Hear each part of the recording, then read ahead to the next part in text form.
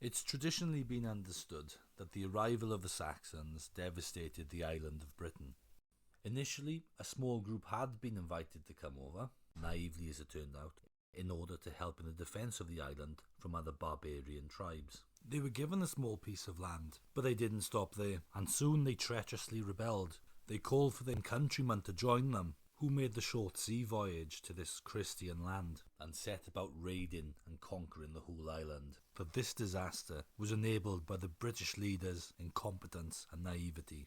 Our only near contemporary native source tells us that the proud tyrant, together with his council, let these people into the island, like wolves into the fold, to beat back the peoples of the north. These were the words of St. Gildas. He went on to describe in great detail how the Britons' initial invitation to a small group of Saxons backfired massively on them, and how the island was then laid waste. Gildas tells us that all the major towns were laid low by the repeated battering of enemy rams. Laid low too all the inhabitants, church leaders, priests and people alike, as the swords glinted all around and the flames crackled. It was a sad sight. In the middle of the squares the foundation stones of high walls and towers that had been torn from their lofty base, holy altars, fragments of corpses, covered as it were with a purple crust of congealed blood, looked as though they had been mixed up in some dreadful winepress. There was no burial to be had except in the ruins of houses or the bellies of beasts and birds. Save in the reverence due to their holy spirits, if needed, many were found at that time to be carried by holy angels to the heights of heaven. For by then the vineyard that had once been good had degenerated into sourness, so that, as the prophet puts it, there was really to be seen grape cluster or corn ear behind the backs of the vintagers and reapers. So a number of wretched survivors were caught in the mountains and butchered wholesale. Others, their spirit broken by hunger, went to surrender to the enemy. They were fated to be slaves forever, if indeed they were not killed straight away, the highest boon. Others made for lands beyond the sea. Beneath the swelling sails they loudly wailed, singing a psalm that took the place of a shanty. You have given us like sheep for eating, and scattered us amongst the heathen. Others held out, though not without fear, in their own land, trusting their lives with constant foreboding to the high hills, steep, menacing and fortified, to the densest forests, and to the cliffs of the sea coast. A sobering account from Gildas of events in 5th century Britain. Roman governance had long collapsed, and the subsequent brutality of the invaders forced the Britons into some desperate measures, including a mass movement of natives to the continent. Their destination wasn't made explicitly obvious by Gildas, but the main place of refuge is believed to be a region in northwest France, hitherto known as Armorica, but later known as Brittany or Little Britain. A region that went on to have strong connections with what you could call the Celtic world. This may not have been the first time that there was a mass emigration from Britain to that region either. Once again, although the destination wasn't made explicitly clear by Gildas, some have interpreted his words as describing a mass migration as a result of the usurpation of the Roman Empire by Maximus. According to Gildas, Britain sent Maximus to Gaul with a great retinue of hangers-on and even the imperial insignia, which he was never fit to bear. Applying cunning rather than virtue, Maximus turned the neighbouring lands and provinces against Rome and attached them to his kingdom of wickedness with the nets of his perjury and lying. Soon, though, according to Gildas, Maximus had his evil head cut off at Aquileia, after which Britain was despoiled of her whole army, her military resources, her governors, brutal as they were, and her sturdy youth who had followed in the tyrant's footsteps, never to return home. And that really sowed the seeds for the subsequent barbarian invasions. Britain was left as more or less a sitting duck, became attacked by various barbarian tribes, leading to the request of the Saxons to help in the defence, and their subsequent treachery. One of the end results was this mass migration. Now, I've had a question from a viewer who's curious about my thoughts on the founding of Brittany. So I thought, as I do, I'll explore this through the medium of YouTube. So, we have Gildas's account, and Gildas's account is not something to be viewed completely uncritically. Gildas wrote a religious polemic. It's not completely neutral information. There are some more revisionist type historians who think maybe the Saxons came more or less peacefully. Nevertheless, as this is the only contemporary native source, the words are difficult to overlook. But, as people who've already seen this channel will know, I also like to have a look at what many would call legendary or pseudo-historical material. And in this sort of material, there are accounts that purport to tell us about the Breton Migrations. Let's start with the 9th century Historia Brittonum, which clearly equated the founding of Brittany with the conquest of Maximus. That text tells us that Maximianus went from Britain with all the soldiers of the Britons and killed Gratian, the king of the Romans, and obtained the rule of the whole of Europe. And he did not wish to send back the soldiers who had left Britain with him, to their wives and their sons, and to their possessions. But he gave them many regions, from the pond that is on the top of Mons Iovis, up to the city that is called Cantwig, and up to the western summit, that is Krieg Ochidient. Sorry about the pronunciations of those. These are the Amorican Britons, and they have never returned here up to the present day. There's an interesting variation in one of the recensions of the Historia Brittonum, called the Soli version, that adds this bit: and so the Amorican Britons, who were over the sea, went out with the tyrant Maximus on campaign, and because they were unable to return, they razed the western parts of Gaul to the ground, nor did they leave one pissing against the wall. And taking their wives and daughters in marriage, they cut out all their tongues, lest their offspring should learn the maternal tongue, and from this we call them in our language Letawigion, that is half silent, since they speak in a mixed way. Now that's a very interesting addition, because it tells us of the linguistic similarities between the insular Britons and the Bretons, and the story to try and explain those similarities. It actually recalls details in a very well known Welsh story, part of the Mabinogion, called Breuddwyd Max Enwledig, the Dream of Max Enwledig. And it also ends with that detail that the Britons that had settled in Amorica cut out their wives' tongues to save the language. Now, if we're talking about legendary pseudo-histories of Britain, we have to, of course, talk about Geoffrey of Monmouth's Historia Regum Britanniae. It's best known for its glorious portrayal of King Arthur. And Arthur himself, according to Geoffrey, had Breton roots from these migrations. His family had returned from Brittany to save the Britons. But this account is thought to have dubious historical value. But you never know really, maybe there's a kernel of history, yeah? So Geoffrey of Monmouth kind of gives us this expanded version of the vague details that were in Gildas in terms of the migration of the Britons to the continent, and it specifically places them in Brittany. This part of the story does start with Maximus trying to conquer the Roman Empire, does equate the founding of Brittany with Maximus, and also a figure called Conanus Meriadocus, Canan Meriadog in Welsh. And this Canan became an important ancestral figure for the later rulers of Brittany. They look back to him as their kind of founder. And the nation of Brittany became the real heroes of that story, which often denigrated the insular Britons, i.e. the people that became the Welsh. The picture painted is that the best of the Britons had gone to Brittany at the time of Maximus.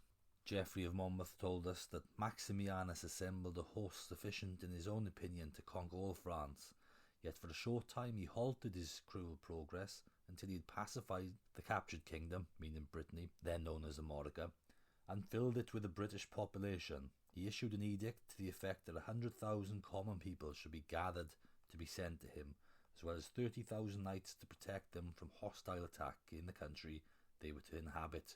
Once all this was organised, he spread them throughout all the regions of Amorica, making it a second Britain, which he presented to Conanus Meriadocus. Okay, so that is what you could say the founding of Brittany according to legend. Basically a two-wave mass migration, first at the time of Maximus in the 4th century, and a later one in the 5th century with the coming of the Saxons. But there are sources also that tell us that this wasn't the end of the movement between the people of Britain and Brittany. I'm thinking in particular of missionary activity that's mentioned in the saints' lives, at a slightly later period than what we've covered so far, in the 6th century. And by looking at the saints' lives, it seems to indicate that there was an exchange of people between these lands, and the establishment of early Christian centres in Brittany by religious figures from Britain, particularly South Wales, must be one of the most important factors in the formation of Brittany. This form of monasticism seemed to have become a mass movement in Britain, and it was exported throughout the Celtic world. In many instances, the same Brythonic saints' names are found in settlements in Brittany, Cornwall and Wales. But what is perhaps most indicative of these movements is the language of Brittany, Breton, considered to be an insular Celtic language derived from Brythonic. Now, the adoption of a Brythonic language on the continent on its own doesn't necessarily tell us that there was a mass migration. Other factors can influence language changes too. But together with Gildas's testimony, this is the most likely scenario, presumably brought with settlers as they migrated from Britain to Amorica. Early Breton was so similar to early Welsh and early Cornish. The languages are basically indistinguishable on a linguistic level. And the linguistic evidence for the Breton migrations was one of the big topics covered by Kenneth Jackson in 1953, when he published his landmark book, Language and History in Early Britain, a chronological survey of the Brittonic languages, 1st to 12th century AD. It's published a while ago now, but its influence persists. And the question that Kenneth Jackson tried to answer was when certain sound changes happened in the Brythonic languages, that's Welsh, Breton and Cornish. And in the preface, significantly to the subject of this video, Jackson says that the Great Migrations which set up British colonies in Brittany are an important landmark for the development of primitive Cornish and primitive Breton, and the relation of both of these to primitive Welsh. In discussing this matter, certain conclusions are drawn concerning the date and character of the Breton emigrations. And one region is particularly connected to Brittany, a Celtic nation in its own right actually, Cornwall, and the native language of these regions indicates this, because Cornish is more similar to Breton than either language is to Welsh. So according to Kenneth Jackson, there is little doubt that a Cornishman and a Breton could have understood one another without great difficulty as long as Cornish was a living language. The similarities even seem to be reflected in the early tribal divisions of Brittany. There was a Domnoni and a Cornovi in Brittany, which seems to reference the tribal names that were present on the southwestern peninsula of Britain. What Jackson tries to do is to ask why this happened, referencing many historical sources that inform us about the migrations. And he draws on Gildas's statement about the Saxon invasion and the flight of the Britons, and he suggested initial colonisation around this time, the mid to late 5th century, and in the mass migrations climax in the following century, when migrants from the southwest peninsula in particular settled in Brittany, and their form of the British language then swamped what had already been established in Brittany, and that became the new form of the language. Hence the great similarity between Cornish and Breton. Interestingly, the climax of this migration was before the Saxons had colonised the west of Britain, and this is explained by the fact that presumably the West Britons foresaw this settlement and jumped ship. And as Gildas had already told us in his account, the Saxons had actually raided all of the island before they'd settled most of it, therefore giving impetus to the migration. So then Jackson links this emigration with the first shock of the Saxon invasion, as described by Gildas. But he says that Gildas does not say where these refugees went, but it could be nowhere else than Brittany. In terms of dating, Jackson says that Gildas treats this as having taken place before the victories of the Romano-British chief Ambrosius Aurelianus over the Saxons, which Myers dates very tentatively at about AD 470 to 480. And then he summarises continental sources that seem to corroborate this idea that the Britons had settled in Brittany at around this time. The presence of a British bishop, Mansuetus, at the Council of Tours in 461 is perhaps a direct result of this movement. It is significant that Brittany was in the Archbishopric of Tours, which would make it probable that Mansuetus was a Breton rather than a Briton. The first continental author who describes anything like an immigration of a body of Bretons as such is Jordanes, who writing in the year 551 says that the Emperor Anthemius asked the help of the Britons against the Visigoths, and that their king Riotimus came with 12,000 men by sea and established himself in the province of Berry, but was defeated and fled to Burgundy. This occurred in about AD 470, and then Jackson believes that on probability these men were part of the mass migration of Britain who had already settled in Brittany. And he also says that Sidonius Pollinaris, who died in AD 489, mentions Britons settled on the Loire and calls their chief Riothemus. This would seem to refer to the same company at the same time of their arrival in Berry. So that's what Jackson says was the first emigration, and the second emigration then, he says, happened after the death of Clovis in 511, when Wallace came from Britain with a large fleet and occupied Brittany, according to the compiler of the Life of St. Winoc. This seems to represent the foundation of Domnonia. And then he talks about the 6th century missionary activity from Britain that I've already mentioned. The most notable of these being Paul Aurelian, Tidwal, Maglorius, Briac, and of course Samson. And Jackson says that being missionaries, they must have been colonies of Bretons for them to work among. So this is indicative of there already being a considerable number of Britons in that region. And then the creation of the third great Breton state, Warwick, seems to have happened in around the last quarter of the 6th century. So Jackson says that thus the historical evidence seems to show that the Breton migrations began in the middle and third quarter of the 5th century, that probably reached their climax by the middle or second half of the 6th, although prolonged into the beginning of the 7th.